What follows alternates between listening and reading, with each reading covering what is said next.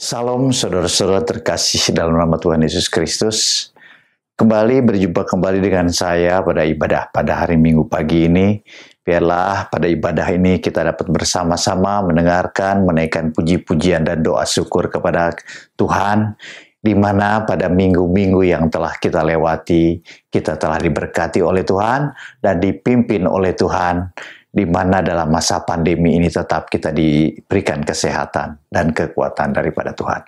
Baik saudara, sebelum kita akan memulainya, saya akan berdoa untuk kita semua. Kita bersatu dalam doa. Dalam nama Bapa, Putra, dan Roh Kudus, kasih karunia dan damai sejahtera dari Tuhan Allah kita menyertai kita sekalian. Tuhan Allah Bapa kami dalam sorga, kembali kami mengucap syukur Bapa kalau pada pagi hari ini, pada kesempatan yang indah ini kami ada sebagaimana kami adanya pada hari ini. Itu karena berkat-berkat Tuhan, itu karena kasih karunia Tuhan yang menyertai kami bahkan memperbaharui kami pada hari ini. Terima kasih Tuhan pada kesempatan yang indah ini di mana kami akan memulai ibadah kami. Biarlah persatukan kami semua ada dalam kasih karunia sehingga kami dapat membawa korban puji-pujian, korban ucapan syukur, dan pengagungan kepadamu. Terima kasih Tuhan, terima kasih. Biarlah semua ini kami serahkan ke dalam tangan-Mu. Hanya di dalam nama Tuhan Yesus Kristus kami akan memulai pada ibadah pagi ini. Haleluya, terima kasih Tuhan. Amin.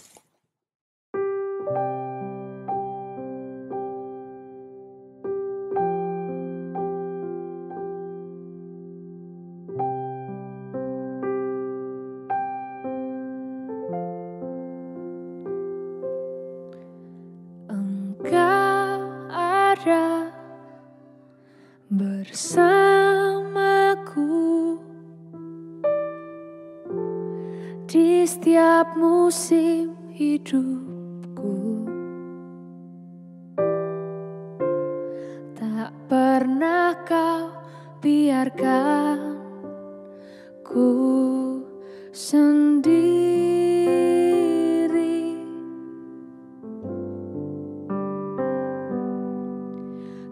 Kekuatan di jiwaku adalah bersamamu, tak pernah ku ragukan kasih-Mu.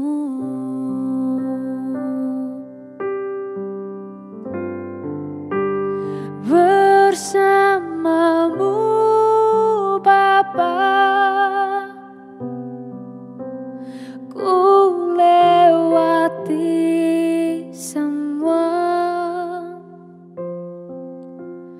perkenanan-Mu yang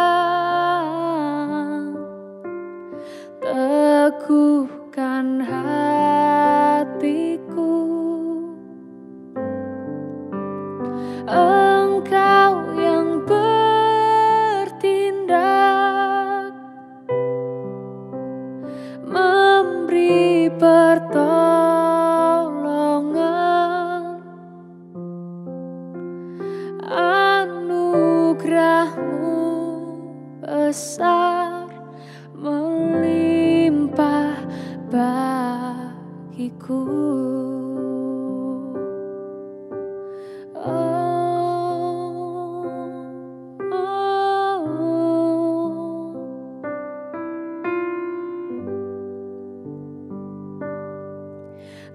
Kekuatan di jiwaku adalah bersamamu, tak pernah ku ragukan kasih-Mu.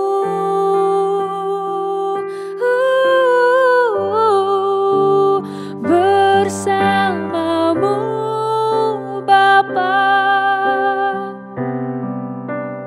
ku lewati semua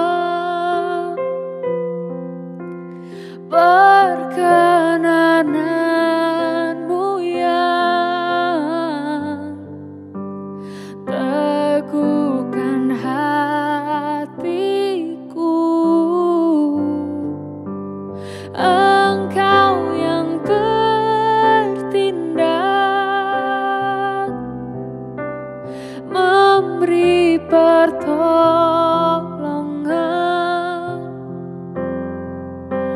anugerah-Mu besar melimpah bagiku. Anugerah-Mu besar, anugerah-Mu besar melimpah bagiku.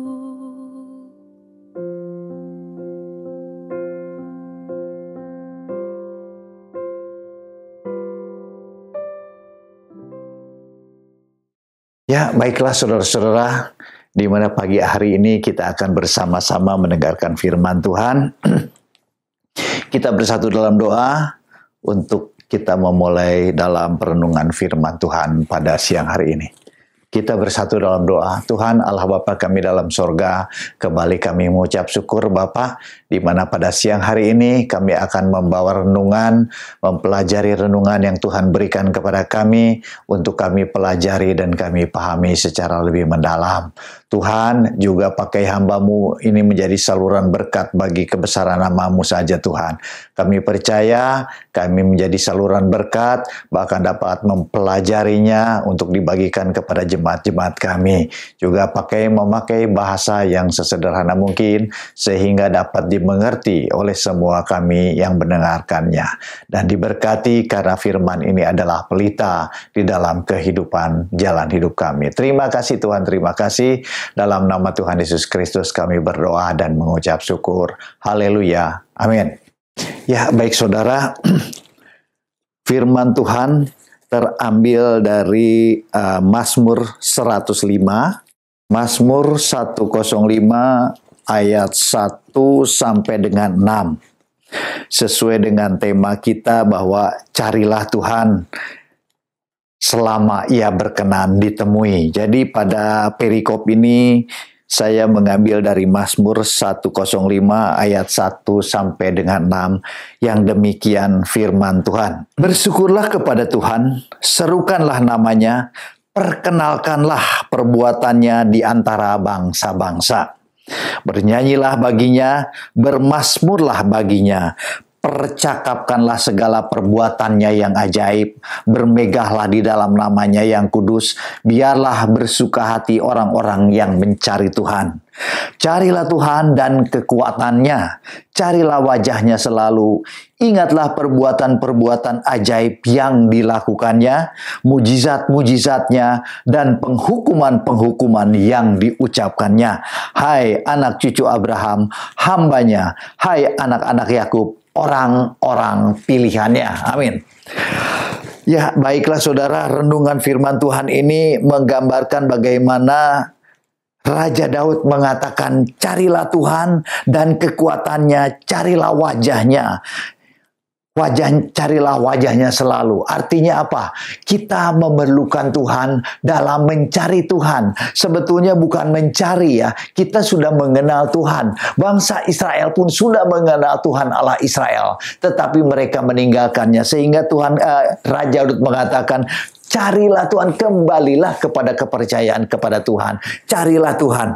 Jadi Raja Daud mengatakan di Mazmur 105 ini ayat 1 sampai dengan 6 ini dikatakan, bersyukurlah kepada Tuhan, serukanlah namanya. Jadi ayat 1 dan di ayat 2 dikatakan ya, serukanlah, perkenalkanlah keperbuatannya di antara bangsa-bangsa, bernyanyilah, bermazmurlah, percakapkanlah segala perbuatannya yang ajaib.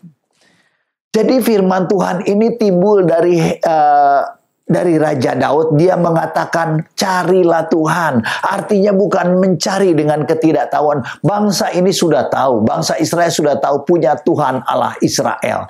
Sehingga mereka meninggalkan peraturan, sehingga Raja Daud katakan, carilah Tuhan, kembalilah kepada kepercayaan kepada Tuhan, kembali kepada peraturan-peraturan yang Tuhan berikan kepada bangsa ini. Nah, dari ayat ini menceritakan bahwa ini puji-pujian atas perbuatan Allah di masa lampau ya. Ini mengacu kepada tabut perjanjian yang dipindahkan ke Yerusalem oleh Raja Daud. Jadi saya ceritakan di sini sedikit bagaimana Raja Daud memindahkan tabut perjanjian. Dia berjalan sampai ke rumah Obed-Edom. Jadi mereka akan memindahkan tabut perjanjian ini karena perjanjian Allah ini telah diambil, tabut ini diambil oleh bangsa Filistin, lalu mereka pun nggak tahu tabut untuk apa, hanya ditaruh di rumah Allah mereka atau dewa-dewa mereka, sehingga mereka bukan diberkati, saudara, karena memang tidak mengerti Allah, tabut Allah itu, sehingga mereka dikutuk dan kena tulah, sehingga dikembalikan oleh bangsa Filistin ini, dikembalikan kepada bangsa Israel. Lembu pembawa gitu, dibawa oleh lembu ya, disuruh jalan sendiri sehingga diarahkan menuju Yerusalem. Nah, di sini Raja Daud mengatakan bersyukur karena apa? Karena penyertaan Tuhan. Walaupun tabut itu ada di dalam tangan orang Filistin, tetapi tetap Raja Daud diberkati oleh Tuhan. Sehingga ia terbeban untuk mencari tabut itu, untuk mengembalikan tabut itu di dalam kemah suci. Bahkan rencananya tabut itu akan dikembalikan, dibuat bait Allah untuk disimpan di sana. Tetapi menurut ceritanya lalu diteruskan oleh Raja Salomo yang membuatnya. Tetapi di sini pemindahan itu ternyata luar biasa ya. Kalau kita baca di dalam 2 Samuel ayat yang ke-6, tabut dipindahkan. Saya nggak bacakan, secara garis besar saja saya ceritakan bahwa tabut itu dibawa oleh orang-orang oleh Daud dan dengan beberapa ratus orang pilihan ya, dibawa untuk dipindahkan ke Yerusalem, sebetulnya ke kerajaan Yehuda gitu, kerajaan Israel pada saat itu Raja Daud berkuasa. Nah, untuk dibawa ke sana, tetapi ternyata tidak sesuai dengan kehendak Tuhan. Jadi kalau kita baca ceritanya di Samuel ini ya, akhirnya tabut itu mau jatuh, ditahan oleh Uza ya. Tetapi Uza akhirnya dibunuh oleh Tuhan karena mereka memegang tabut. Jadi nggak boleh. Jadi tabut Tuhan itu harus dibawa oleh orang-orang yang telah ditunjuk oleh Tuhan. Menurut imamat pada zaman Musa ya, itu harus orang-orang Lewi yang telah ditunjuk oleh Tuhan, yang mempunyai tanggung jawab terhadap tabut itu. Jadi ada bagian-bagian yang Tuhan berikan kepada bangsa ini. Jadi Tuhan telah merencanakan untuk mengurus setiap tabut, rumah Allah, dan semua bagian-bagian itu Tuhan telah bagikan di dalam imamat kalau kita baca ya. Tetapi Daud tidak bertanya kepada Nabi Tuhan, sehingga Ahio ini disambar oleh Tuhan, dibunuh oleh Tuhan karena dia memegang tabut Allah. Nah, di sini kita pelajari kembali ke Mazmur tadi, dikatakan bersyukurlah kepada Tuhan. Artinya apa? Bersyukur karena apa? Karena Daud tahu begitu luar biasa Tuhan marah ya, karena salah dalam memindahkan tabut. Jadi Daud mengumpulkan orang-orang pilihan, mungkin ada panglima perang, mungkin ada orang-orang imam atau apa, tetapi salah di mata Tuhan. Jadi Tuhan hanya menginginkan orang Lewi. Kalau kita baca selanjutnya tabut itu setiap 6 langkah dia harus mengorbankan sapi atau lembu ya, dipotong di situ terus sampai ke Yerusalem. Artinya kalau kita bisa ambil falsafahnya ya, setiap 6 hari kita bekerja, 1 hari kita ada hari Sabat datang ke rumah Tuhan. Artinya 7 hari adalah angka 7 kesempurnaan daripada Tuhan, yang dikatakan kita 6 hari kita bekerja, hari ke-7 kita istirahat. Demikian juga dengan Tuhan, penciptaan 6 hari, hari ke-7 Tuhan istirahat. Nah, di sini kita lanjutkan di dalam Mazmur ya. Di ayat 1 dan 2 dikatakan bersyukurlah kepada Tuhan. Kenapa harus bersyukur? Karena Daud tahu ternyata dalam memindahkan tabut perjanjian itu tidak bisa dengan sembarangan. Dia harus bertanya kepada nabi-nabi dan imam-imam. Ternyata tabut itu harus dipindahkan oleh orang orang-orang Lewi.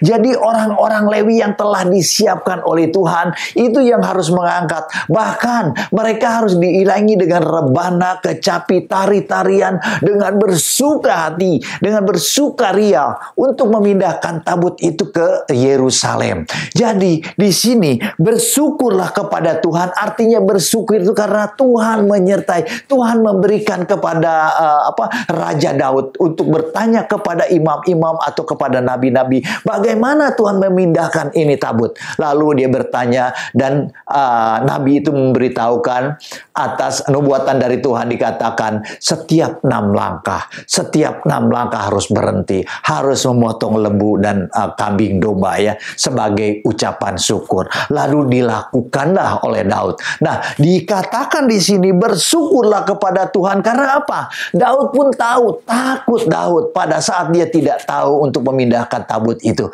Dia tidak tahu bahwa harus orang Lewi, sehingga Ahio disambar oleh Tuhan, sehingga Ahio itu mati, sehingga di sana dikatakan tempatnya itu Peres Usa ya, Peres Usa bukan Peres Ahio.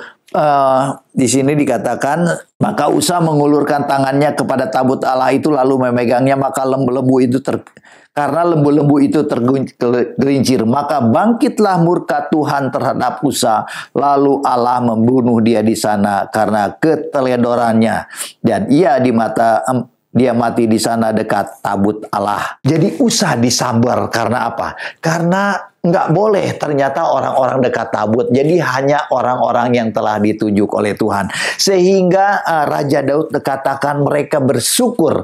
Mereka mengucapkan syukur dan terima kasih. Serukanlah namanya karena namanya yang hebat. Karena namanya, walaupun tabut itu ada di dalam bangsa Filistin lalu dikembalikan, tetapi bangsa Israel tetap dilindungi oleh Tuhan. Itu artinya apa? Artinya Tuhan yang luar biasa. Tuhan yang memang menyayangi umatnya Israel untuk ada bersama dengan Tuhan sehingga tabut itu kembali. Lalu dikatakan serukanlah namanya. Kenapa serukanlah namanya? Karena nama Tuhan adalah nama yang ajaib. Nama Tuhan nama yang luar biasa. Sehingga umat Israel itu diberikan kekuatan. Umat Israel diberikan perlindungan. Bagaimana Daud mengalahkan Goliat. Bagaimana bangsa ini dilepaskan oleh tangan-tangan Tuhan keluar dari tanah perbudakan di tanah Mesir. Dikatakan serukanlah namanya. Karena mereka tahu. Karena Daud tahu dari Abraham, Ishak dan Yakub. Sehingga mereka ada di dalam penindasan. Dan melalui tangan Tuhan yang teracung, Tuhan menuntut bangsa ini keluar dari perbudakan. Karena apa? Karena nama Tuhan. Karena perkenanan Tuhan kepada bangsa ini atas janji kepada Abraham, Ishak dan Yakub. Dan dikatakan, perkenalkanlah perbuatannya. Jadi perbuatannya yang telah dilakukan oleh Tuhan kepada bangsa ini membawa bangsa ini percaya, membawa bangsa ini yakin bahwa inilah Tuhan Allah Israel yang memimpin bangsa ini keluar dari perbudakan, sehingga ada ucapan syukur, ada berkat-berkat yang Tuhan berikan kepadanya di antara bangsa-bangsa. Karena bangsa-bangsa di luar dari bangsa Israel tidak diberkati oleh Tuhan. Karena apa? Perlindungan diberikan kepada bangsa Israel. Penyertaan Tuhan diberikan kepada bangsa Israel. Walaupun harus berjalan menuju tanah perjanjian selama 40 tahun. Artinya apa? Banyak yang harus kita pelajari di sini. Bahwa orang-orang tua atau nenek moyang mereka meneruskan cerita itu kepada bangsa Israel, kepada anak-anak cucu mereka. Sehingga mereka ingat bahwa pimpinan Tuhan, penyertaan Tuhan di dalam ia menuju tanah perjanjian. Ada penyertaan Tuhan. Bahkan dengan perbuatan-perbuatan yang ajaib di antara suku-suku bangsa. Jadi suku bangsa di sekitarnya tidak berani menyerang. Bahkan mereka dikalahkan. Karena apa? Karena tangan kanan Tuhan. Karena kekuatan Tuhan. Karena penyertaan Tuhan. Tanpa penyertaan Tuhan, bangsa ini tidak dapat berbuat apa-apa. Walaupun bangsa ini masih melakukan dosa-dosa. Dikatakan di sini, bernyanyilah baginya, bermasmurlah. Jadi banyak mujizat-mujizat yang diberitahukan, diberikan kepada bangsa ini di dalam perjalanan hidupnya, di dalam menempuh perjalanan menuju tanah perjanjian, sehingga dikatakan bermasmurlah, bernyanyilah. Artinya kalau bermasmur mungkin bernyanyi mungkin sebagian orang, tapi bermasmur seluruh bangsa Yahudi, seluruh bangsa Israel itu bernyanyi mengucapkan syukur bagaimana mereka melepaskan dari Raja Firaun yang terus akan nguber dari belakang ya. Mereka harus melalui Laut Teberau yang dibelah oleh Tuhan. Sungguh luar biasa ini penyertaan Tuhan kepada bangsa ini ya. Lalu di ayat di selanjutnya dikatakan percakapkanlah perbuatannya, perkenalkanlah perbuatannya. Perbuatan-perbuatan Tuhan yang dirasakan oleh nenek moyang mereka itu terjadi dan nyata luar biasa. Sehingga berjalan selama 40 tahun. Bayangkan, kita hanya pakai baju paling berapa tahun ya, sudah usang dan sudah lapuk. Kadang-kadang sobek gitu, gerak sedikit aja sobek ya. Tetapi bangsa ini 40 tahun kasut mereka tidak rusak, 40 tahun baju mereka tidak sobek. Karena apa? Karena ada kuasa Tuhan. Karena ada penyertaan Tuhan. Sungguh luar biasa Tuhan memberikan penyertaan kepada bangsa ini. Karena apa? Karena janjinya. Tuhan itu kekal sehingga janjinya pun kekal. Walaupun bangsa ini masih berdosa. Walaupun bangsa ini masih melakukan kesalahan-kesalahan. Dikatakan selanjutnya ya. Di ayat yang ketiga dan 4. Bermegahlah di dalam namanya yang kudus. Artinya apa? Bermegahlah, berbanggalah dengan kekudusan Tuhan. Karena Tuhannya itu kudus, kita pun harus datang dengan kekudusan Tuhan. Artinya apa? Artinya kita tuh kudus dan suci. Karena apa? Karena kita diperbaharui, diberkenan kepada Tuhan. Tanpa kekudusan, kita tidak mungkin menghampiri hadirat Tuhan. Tanpa kesucian yang Tuhan berikan kepada kita, kita tidak mungkin mengerti akan firman Tuhan yang kita baca. Untuk itulah sebagai jemaat yang terkasih, kita harus tetap menjaga kekudusan. Untuk apa? Untuk mengerti firman yang kita renungkan. Untuk mengerti, membaca firman yang Tuhan telah sampaikan kepada kita. Supaya kita mengerti kita ada di dalam kekudusan Tuhan. Sehingga firman yang kita baca, kita bisa mengerti.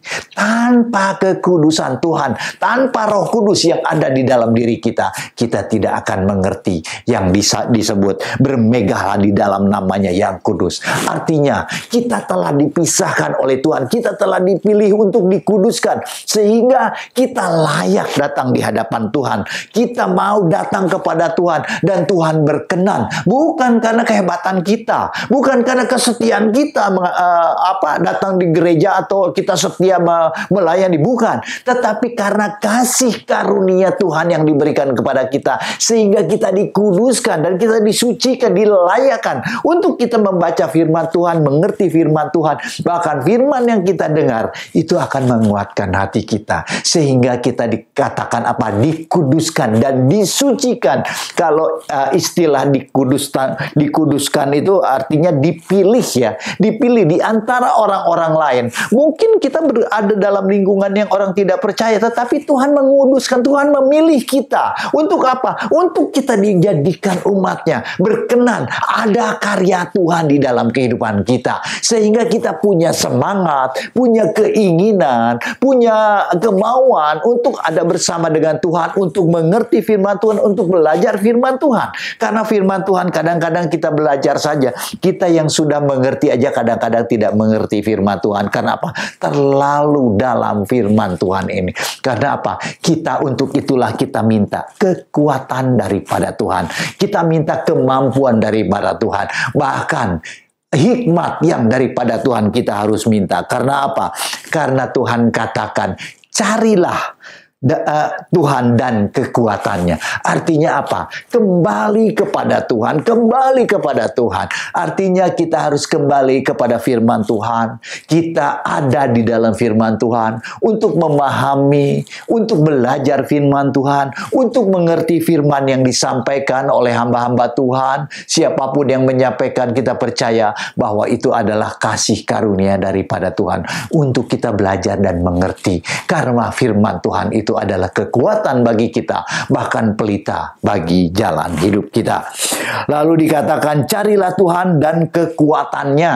Artinya kembali kepada Tuhan, belajar kembali kepada Tuhan. Karena sebagai orang percaya, kita tidak akan berhenti mengenai belajar firman Tuhan. Karena firman Tuhan terus berkembang, terus bertumbuh, sesuai dengan apa yang Tuhan kehendaki. Terkadang kita menemukan hal-hal yang baru, berkat-berkat yang Tuhan berikan kepada kita. Bukan sekedar firman Tuhan kita baca, tetapi kita tidak mengerti. Tetapi Tuhan akan singkapkan, akan buka rahasia-rahasia firman Tuhan yang kita tidak mengerti. Sehingga Tuhan katakan, carilah wajahnya ya. Senantiasa, jadi cari wajahnya Tuhan itu bukan kita mencari wajah Tuhan secara harfiah. Artinya apa? Senantiasa kita ada bersama dengan Tuhan. Senantiasa kita dekat bersama dengan Tuhan. Karena apa? Bukan karena kekuatan kita, karena hikmat Tuhan, karena berkat-berkat yang Tuhan sediakan untuk kita raih. Jadi kita nggak boleh diem, kita nggak boleh statis, kita harus mencari, kita harus membaca dan mencari di dalam firman Tuhan ini. Karena firman Tuhan ini adalah kekuatan bagi kita, di mana kita dapat belajar, kita dapat meminta hikmat daripada Tuhan. Kita minta hikmat terus kepada Tuhan untuk apa? Untuk mengerti.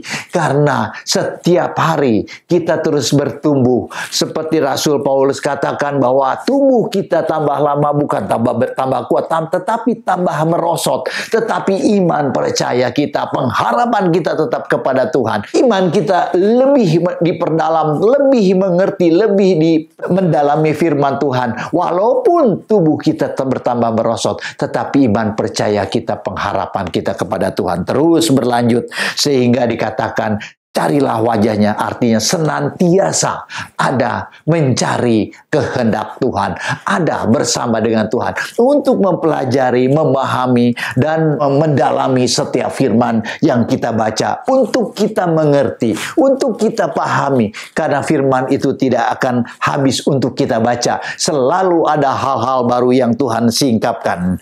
Lalu yang terakhir ya, ayat 5 dan 6 dikatakan, ingatlah perbuatan-perbuatan ajaib yang dilakukannya.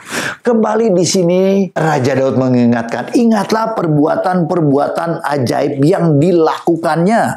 Jadi tentu ini Raja Daud mengerti ya, bahwa cerita dari nenek moyang terus dilanjutkan kepada anak cucunya, sehingga dikatakan perbuatan-perbuatan yang dilakukannya, berarti telah dilakukannya. Bagaimana bangsa ini dipimpin oleh Tuhan, bagaimana bangsa ini dibawa oleh Tuhan, dibebaskan melalui penindasan di Mesir, dibawa keluar menuju tanah perjanjian. Tentu tanah perjanjian dia tidak tahu di mana jalannya, tetapi ada tangan Tuhan yang menyertai. Tuhan telah berjanji akan membebaskan. Jadi setiap kita pun selalu dibebaskan oleh Tuhan dari ikatan-ikatan dosa kita, dari ikatan-ikatan keduniawian kita. Untuk apa? Untuk kita terus diperbaharui seperti bangsa Israel keluar dari penindasan untuk menuju tanah perjanjian. Tentu di dalam perjalanan hidupnya selama 40 tahun banyak pelajaran-pelajaran yang kita bisa ambil. Karena dikatakan, ingatlah perbuatan-perbuatannya. Bagaimana Tuhan menyertai bangsa ini. Bagaimana Tuhan memimpin bangsa ini sehingga bangsa ini ada. Sehingga dia bisa masuk tanah perjanjian. Tentu ini karena kasih karunia Tuhan. Karena penyertaan Tuhan di dalam kehidupannya. Bukan sekedar kekuatan manusianya sehingga sampai. Bukan. Tetapi karena Tuhan. Karena penyertaan Tuhan. Walaupun dia berputar-putar 40 tahun di padang gurun, walaupun dia berputar-putar selama 40 tahun untuk menuju tanah perjanjian, tetapi banyak pelajaran yang berharga yang diambil oleh bangsa ini. Nah, boleh kita renungkan untuk kita sekalian, bahwa di dalam hidup kita pun, kita boleh belajar ya, bahwa setiap berkat-berkat yang Tuhan sediakan, setiap berkat-berkat Tuhan yang Tuhan berikan kepada kita, bukan selalu berkat kesenangan kita, kesulitan, persoalan itu membuat kita belajar bahwa persoalan-persoalan yang terjadi di dalam kehidupan kita, pergumulan-pergumulan yang terjadi di dalam kehidupan kita, ini kita boleh belajar untuk mengerti bahwa berkat itu pun berkat daripada Tuhan. Untuk apa? Membangun iman percaya kita, menyerahkan roh, tubuh, dan jiwa kita kepada Tuhan. Untuk apa? Untuk kita menyerahkan bahwa tangan Tuhan yang kuat, bahwa tangan penyertaan Tuhan di dalam kehidupan kita membawa kita untuk kita mengerti kehendak Tuhan. Bahkan karya Tuhan ada di dalam kehidupan kita. Sehingga Tuhan katakan, carilah dahulu Tuhan dan kekuatannya. Nah, di sini juga boleh diingatkan kembali ya, bahwa mujizat-mujizat dan penghukumannya itu terjadi. Jadi pada saat bangsa Israel keluar dari tanah Mesir, bukan sekedar perbuatan yang ajaib yang Tuhan lakukan, tetapi apa? Mujizatnya terjadi. Bahkan penghukuman terjadi. Untuk apa? Untuk kita yang tidak setia. Untuk kita yang selalu meninggalkan kepercayaan kita kepada Tuhan. Karena Tuhan telah berjanji, engkau akan menjadi umatku dan aku akan menjadi Allahnya. Artinya apa? Ada hubungan yang baik antara Allah dan umatnya. Ada hubungan yang baik antara bapa dan anak. Sehingga apa? Ada komunikasi yang baik. Nah, di sini Tuhan katakan, carilah Tuhan. Maksudnya apa? Maksudnya punya hubungan yang baik, punya keterikatan kita dengan Tuhan, sehingga kita mengerti rencana Tuhan di dalam kehidupan kita itu sesuai dengan karya Allah, sesuai dengan kehendak kita, bukan karena keinginan daging kita, bukan karena keegoisan kita, sehingga ada mujizat, ada penghukuman yang Tuhan berikan. Karena apa? Kadang-kadang kita sering mengeluh. Kadang-kadang kita sering meninggalkan perjanjiannya dengan Tuhan. Untuk itu Tuhan ingatkan kepada kita. Untuk itu Tuhan selalu tegur kepada umatnya. Untuk apa? Untuk tetap percaya. Untuk tetap memegang janji Tuhan. Sehingga dikatakan ada mujizat dan ada penghukuman. Artinya penghukuman untuk mengingatkan kita. Mujizat bukan sekedar hanya mujizat yang kita terima. Tetapi ingat, Tuhan pun Tuhan yang berkeadilan. Jadi memang seperti mujizat dan penghukuman itu seperti dua sisi mata uang ya. Kadang-kadang kita lupa. Kalau terlalu banyak mujizat, kita melupakan bahwa kita hebat. Padahal itu karena Tuhan saja yang memimpin hidup kita. Kita merasa luar biasa. Padahal mujizat daripada Tuhan. Padahal hikmat daripada Tuhan. Kadang-kadang manusia itu terbatas. Nah itulah sehingga mujizat dan hukuman sering jatuh kepada kita. Sering kita ditegur oleh Tuhan. Sering kita diingatkan oleh Tuhan. Untuk apa? Untuk kita kembali kepada firman Tuhan. Untuk kita kembali merendahkan diri. Bahwa kita tidak bisa menyombongkan diri. Tetapi kita merendahkan diri untuk apa? Untuk mengingat kasih karunia Tuhan yang terus diberikan kepada kita. Dan terakhir dikatakan, hei cucu Abraham, anak Yakub, orang-orang pilihan.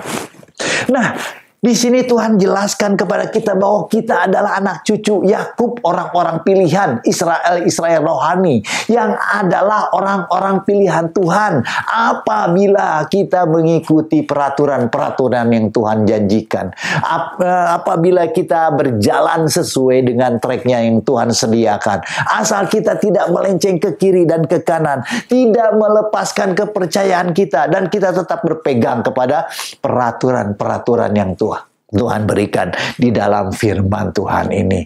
Nah, ini boleh kita pelajari saudara, bahwa kita adalah orang-orang pilihan, orang yang telah dipilih oleh Tuhan, telah disucikan oleh Tuhan, telah dikuduskan oleh Tuhan. Untuk apa? Untuk kita ada bersama dengan Tuhan, karena janji keselamatan itu. Walaupun seperti bangsa Israel, dia selalu jatuh dalam dosa, tetapi ia terus dapat berjalan menuju tanah perjanjian. Nah, demikian juga kita. Walaupun kita sekarang memang kadang-kadang kita melupakan Tuhan, tetapi biarlah kita boleh merenungkan dari sini bahwa kita adalah orang-orang pilihan yang selalu memegang janji Tuhan, selalu mencari Tuhan, selalu mendekatkan senantiasa kepada Tuhan, seperti pokok anggur yang benar selalu menempel pada pokok anggur, karena berkat itu ada di dalam Tuhan. Seperti pohon anggur atau pohon yang ditanam di tepi aliran air, selalu menghasilkan buahnya dan selalu hijau daunnya. Artinya apa? Selalu ada berkat-berkat Tuhan, selalu Tuhan berkati, selalu Tuhan pimpin. Tetapi bukan berarti selalu berhasil hidup, bukan. Tetapi kadang-kadang kita ditegur oleh Tuhan, diingatkan oleh Tuhan. Untuk apa? Untuk kita selalu berjalan di jalurnya Tuhan, yang telah ditentukan oleh Tuhan, yang telah dijanjikan oleh Tuhan. Nah, disinilah boleh kita renungkan bahwa kita adalah orang-orang pilihan. Yang dikatakan di ayat 6 ya, dikatakan, hai anak cucu Abraham hambanya, hai anak-anak Yakub, orang-orang pilihannya. Jadi firman Tuhan, menurut firman Tuhan yang kita telah baca, Daud itu mengatakan bahwa janji Tuhan, walaupun dia harus memindahkan tabut perjanjian ke Yerusalem, ke kerajaan Yerusalem, ke kerajaan Israel yang dipimpin oleh Raja Daud, dia rela, dia melakukan apapun. Karena apa? Tuhan itu Tuhan yang luar biasa. Untuk itu dikatakan, carilah Tuhan dan kekuatannya, dan serukanlah namanya. Carilah Tuhan dan wajahnya senantiasa selalu. Carilah wajahnya. Artinya kita harus selalu ada bersama dengan Tuhan. Kita selalu senantiasa mencari kehendak Tuhan. Selalu ada bersama dengan Tuhan. Untuk apa? Mencari kehendak Tuhan. Sehingga karya Tuhan bisa terjadi di dalam kehidupan kita, sehingga karya Tuhan ada di dalam kehidupan kita, untuk kita dapat bersama dengan Tuhan, untuk mencari wajahnya selalu, dan mencari Tuhan di setiap saat, karena kekuatan kita adalah kekuatan yang daripada Tuhan, karena kekuatan kita itu hikmat daripada Tuhan, karena Tuhan kita adalah Tuhan yang selalu berkenan untuk ditemui kapanpun kita mau datang di kaki Tuhan. Amin. Tuhan Yesus memberkati.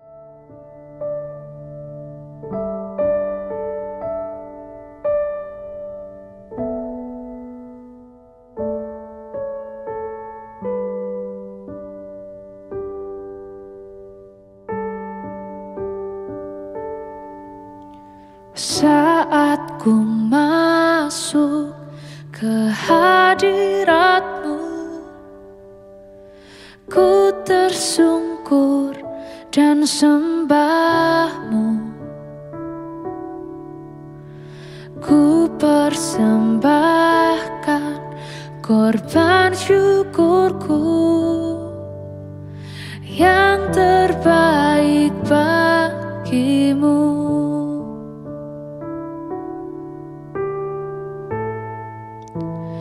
Ku bawa korban syukur ke tempat kudus-Mu Tuhan. Hatiku limpah dengan syukur, sebab Tuhan baik.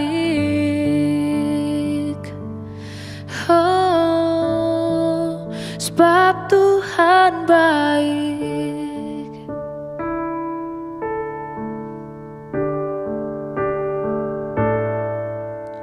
Saat ku masuk ke hadirat-Mu, ku tersungkur dan sembah-Mu. Ku persembahkan korban syukurku yang terbaik bagimu. Ku bawa korban syukur ke tempat kudus-Mu Tuhan. Hatiku limpah dengan syukur, sebab Tuhan baik. Selamanya ku bawa korban syukur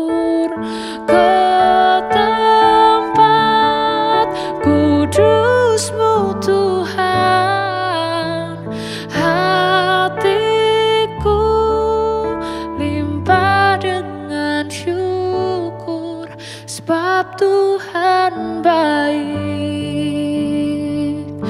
Oh, sebab Tuhan baik. Oh, sebab Tuhan baik.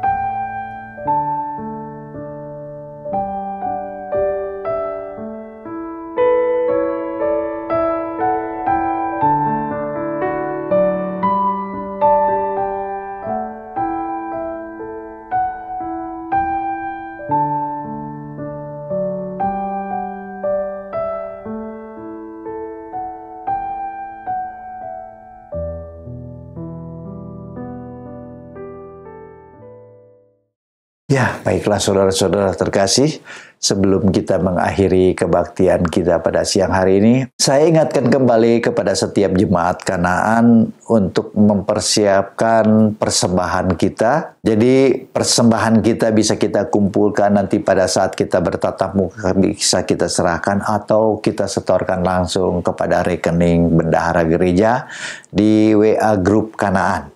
Baik saudara, kita bersatu dalam doa, kita berdoa dan menutup kebaktian ini pada siang hari ini. Kita bersatu dalam doa. Tuhan Allah Bapa kami dalam sorga, kembali kami mengucap syukur Tuhan atas firman yang telah disampaikan.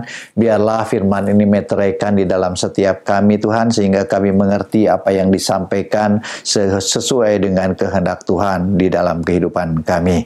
Terima kasih Tuhan, biarlah kami dapat merenungkan dan belajar firman ini terus-menerus Tuhan, sehingga firman ini menjadi pelita di dalam kehidupan kami. Juga setiap jemaat pada saat ini Engkau berkati Tuhan, setiap pergumulan, permasalahan yang terjadi di dalam setiap jemaat kami Tuhan, Engkau turut campur tangan, terutama dalam masa pandemi ini Tuhan. Terus Tuhan bersama dengan Tuhan, biarlah berkat-berkat kasih karunia terus ada bersama dengan para jemaat kami, terutama yang dalam kelemahan tubuh dan kekurangan Tuhan cukupi. Terima kasih Tuhan, terima kasih. Juga kami berdoa untuk Bapak Gembala yang telah Engkau tetapkan sebagai Bapak Gembala di Gereja Gerakan Pentakosta Kanaan.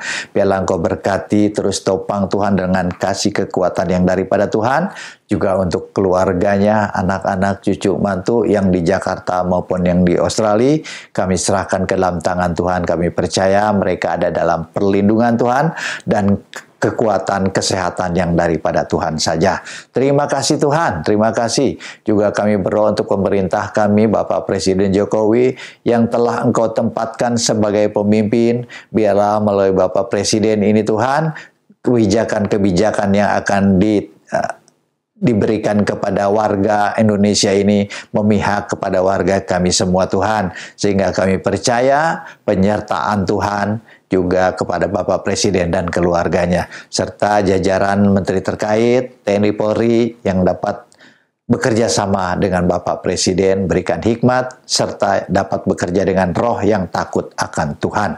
Juga kami berdoa pada saat ini untuk tim medis yang masih melakukan perawatan terhadap pasien-pasien yang terkena COVID Tuhan. Berikan kekuatan, berikan tubuh yang sehat, bahkan imun yang baik, sehingga dapat menyelesaikan perawatan-perawatan, bahkan mendorong untuk kesembuhan bagi pasien-pasien yang terpapar ini. Terima kasih Tuhan, terima kasih. Baiklah saudara-saudara terkasih, kita persiapkan hati kita untuk kita menerima berkat-berkat Tuhan, kasih karunia dan damai sejahtera daripada Tuhan Allah kita dan Tuhan Yesus Kristus menyertai kita mulai saat ini sampai Maranatha Tuhan Yesus datang kembali. Haleluya. Amin. Ya, terima kasih. Ibadah telah selesai.